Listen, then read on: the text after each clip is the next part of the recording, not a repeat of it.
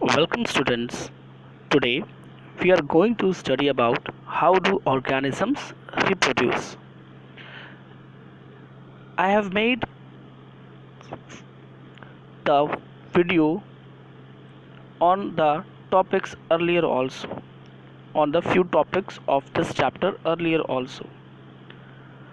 In the last videos I have told you that why reproduction is necessary.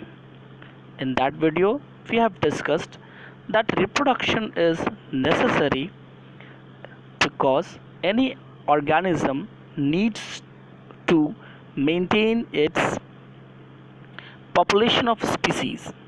If any organisms leave or they don't do reproduction, then one day will come when there will be no single species of its population. So students, reproduction is a very necessary and important process of any organism. It's true that nobody will die if there is no reproduction, but in coming future that organism will extinct. So reproduction is a very necessary process. Now we will go with the types of reproduction. There are two types of reproduction: asexual reproduction and sexual reproduction.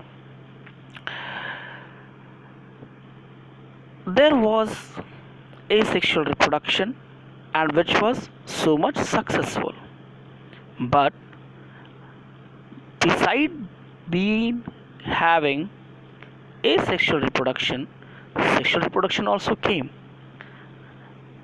The sexual reproduction came to introduce a good amount of variation in the organism. This variation comes because there is always a mistake or a error occurring in the making of copy of the DNA, which is one of the very essential process in making gametes.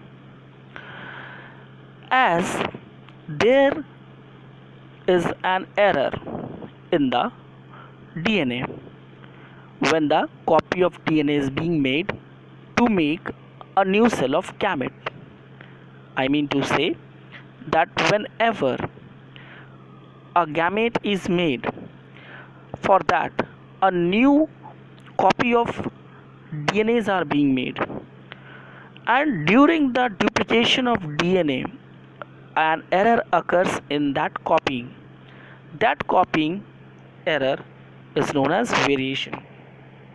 Now what is the importance of variation? Actually, the variation which comes in the offspring or in any individual, it gives the survival advantage to the organism. For the time being, think that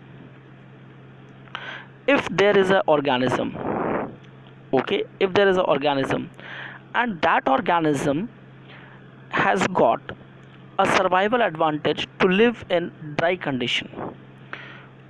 Think for a while. If there is a fish, if there is a fish has got there are 100 of fish. In that 100 of fish, 20 of fish has got a variation that they can survive in muddy condition also, while 80 of them have got survival benefit that they can live in water only. But 20% of them have got a survival benefit of living both in water and mud. So in a population of 100 fishes, 20 fishes have a survival advantage to live both in water and mud, while 80 of them live as their generation was living on, that they can live only in water. Suddenly a dry condition came in the pond. All the water got dried. So the whole pond got dried, and thus the result of the dryness will be that 80% of the fish will die, and then only 20% of the fish will be living there because they have the survival advantage of living in mud also. So by this it has given the survival benefit to the 20% of the fishes. Now boys, we will go with the types of reproduction. There are two types of reproduction: asexual reproduction and sexual reproduction. The term asexual reproduction stands for those types of reproduction in which there is no involvement of gamete or both parents. That means this is a type of reproduction in which only one parent is involved and no gamete is involved. The first type of there are total 6 types of asexual reproduction which we have to study. The first is fission, second one is fragmentation, third one is regeneration, fourth one is budding, fifth is vegetative propagation, and sixth is spore formation. We will go with the first type of reproduction, asexual reproduction, that is fission. Fission means break. Okay, anything which break we can say fission. The fission is of here we have to go through 3 types of fission. The first type of fission is uh, binary fission in any plane. Okay, second type of fission which we have to study, binary fission in fixed plane, and third type of fission which we have to go through is multiple fission. Okay, so first type of fission is binary fission in any plane. Binary means 2, fission means breaking in any plane means there is no foundation to break the animal in perfect any of the shape or size.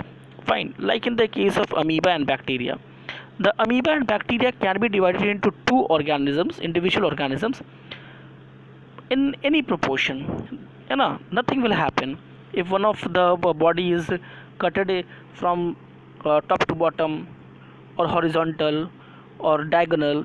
The body can be divided into any 2 parts by dividing it by any plane. But in the case of leishmania, which causes kala azar, you have to divide the organism from top to bottom. You cannot divide it horizontally. Okay, so that is binary fission in fixed plane. Now third type of the organism which we know as plasmodium, it causes malaria. Fine, so plasmodium or the malaria causing organism is the example of multiple fission. That means if it breaks in too many number.